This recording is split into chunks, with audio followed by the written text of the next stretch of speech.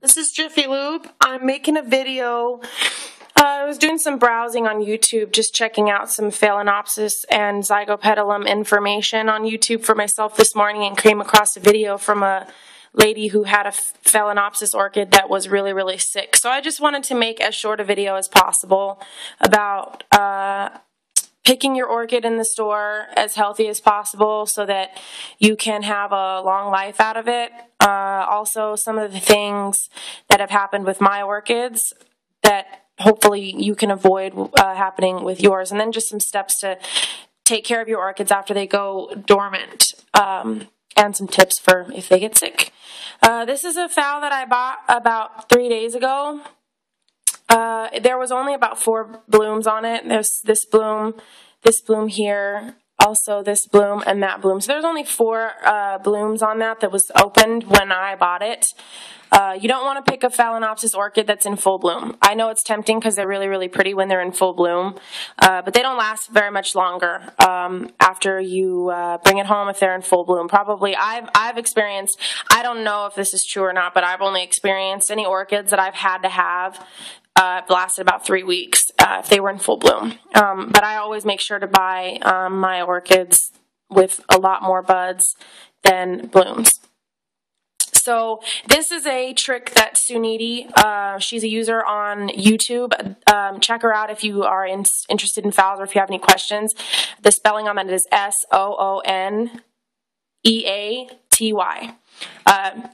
She has a ton of videos on orchids, but she suggests that as soon as you bring an orchid home, you take out enough of this medium to equal 2/3 of what's already in it. I don't know how it could possibly be that some of the orchid growers pack the medium really, really tight. And Phals don't like really, really tight medium. They like the perfect mixture of airflow and moisture. Do a lot of reading and homework on your Phal. These are not, I love it when people say they're really easy to take care of, because they're not. Not for a beginner. They're not easy to take care of for a beginner. I thought that it was going to be easy, but I'm 22 Phals in, and I'm still learning. So, do your homework after you bring a Phal home. So take out a little bit of the moss, give it a nice amount of airflow, depending on the medium that they use. If they use a bark, leave it alone, because a heavy or coarse bark mixture is, that's usually, I think that's a pretty good medium, but most of the time they use the moss. So take out some of that moss and give it some more breathing room. So then once you have this guy in full bloom, you might get some bud blasts when you first start out. Don't put it anywhere near a radiator, any kind of draft, your air conditioning, heating. Don't put it on a radiator. There's a girl that forgot her, which is why I'm making this video. There was a girl on YouTube, poor thing. No one's gotten back to her. She accidentally forgot about her Phal overnight on a radiator. It was dead the next morning. Not dead, but dormant. The next morning, the blooms had fallen off. And it's been extremely sick now over the last 2 months, so I'll get to that in a minute. But this is in full bloom. It's going dormant. You know, let's just, in theory, that's what's happening right now. It's not, but...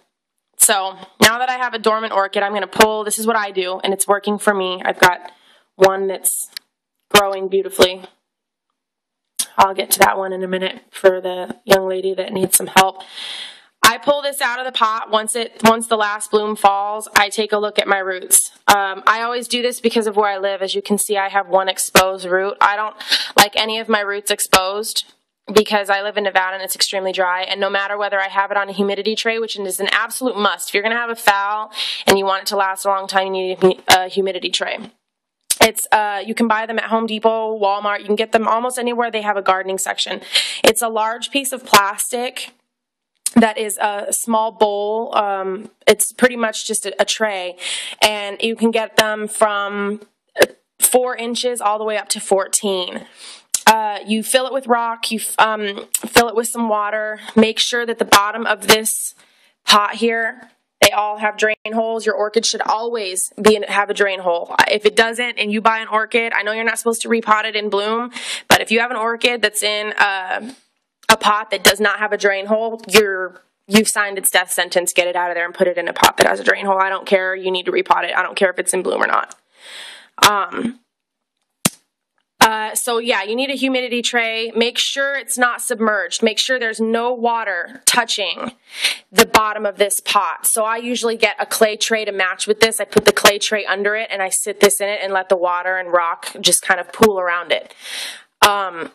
So back on point, I will take this out, check the roots, trim the roots off that are rotten. They have a blackish gray texture. They're squishy. Healthy roots are a silvery white color. You cannot press down on them. They look beautiful. You can't mistake a healthy orchid. In fact, I'm going to take you outside and show you one of my orchids that is absolutely textbook beautiful, what your orchid should look like. And these are just a fraction of my orchids. Excuse the dirtiness. I have been working on them. I watered just a few days ago, but those are textbook beautiful orchids. Roots. They're plump. They eventually turn this silvery white color. The glare of the light on my phone is coming in there, but that nice, beautiful silvery white. You can kind of see it on this. These are my humidity trays that I'm talking about. This is a decorative pot, and that's the only reason why this is submerged, because this is a decorative pot. It does not have any holes in the bottom, and it is in a watering pot. So back to the orchid. I've checked the roots on it. I've trimmed off any rotten roots. Now we'll come across and pretend like we have an orchid that has a problem, which I have 4 orchids that I have in recovery right now, and this is one of them.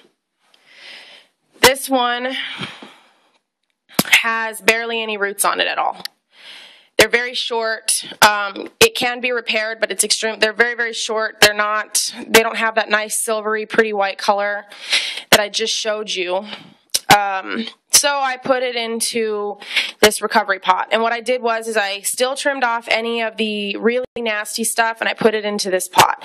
I put it into a medium that's really, really airy, that can get a lot of airflow, but still retains some moisture.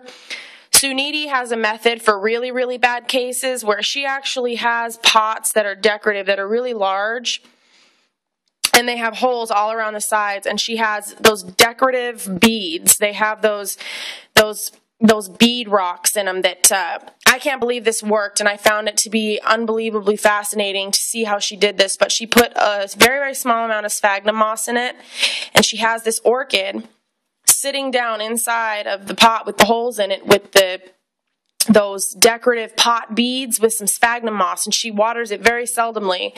That's something that you can do. Again, go check out that video, Suniti. She's got it on there. I think it's Phalaenopsis root repair, I believe it's called. So now that I have it in this pot, I'm going to water it very seldomly. Just leave it alone. I know that's hard, but water it maybe, depending on where you live. Since I live in an extremely dry climate in Nevada, I have to water this about once every week or once every week and a half. But just leave it alone. And the proof is in the pudding, because that's what I did with this one. This one had problems too. It was very, very short. The roots were really, really short. They were a brown color. They did not have that nice silvery color. So I trimmed off all the nasty roots. After the last bloom fell on this, I cut down this, as you can see. I cut down that stem all the way to the base. And as you can see, I have new root growth. This leaf happened the first week. Actually, the first maybe 2 weeks. You can see new root growth here as well.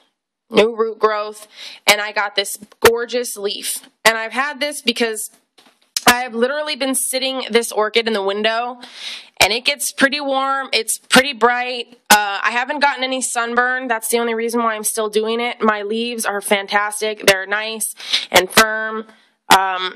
So if you just try to water this as minimally as possible, get yourself a nice little recovery pot. Even if you have to go out and buy one, just a small little tiny clay pot. They actually sell them where they're really, really short, and they have little holes in the sides of them. Those are orchid pots.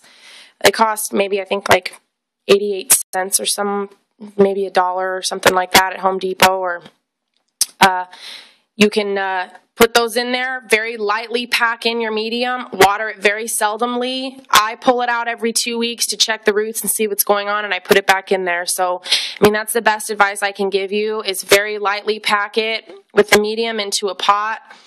Cut that stem all the way down to the base so that it can just focus on the leaves and the roots. And you should be able to bring your orchid back. I hope you can. If it is sick, because it's no fun. I've got 2 possibly terminal orchids right now. I'm trying my butt off to get them to come back, but we'll see what happens. And if there's something I missed out on saying, or if there's any way more experienced orchid growers that think that I should correct something, please let me know.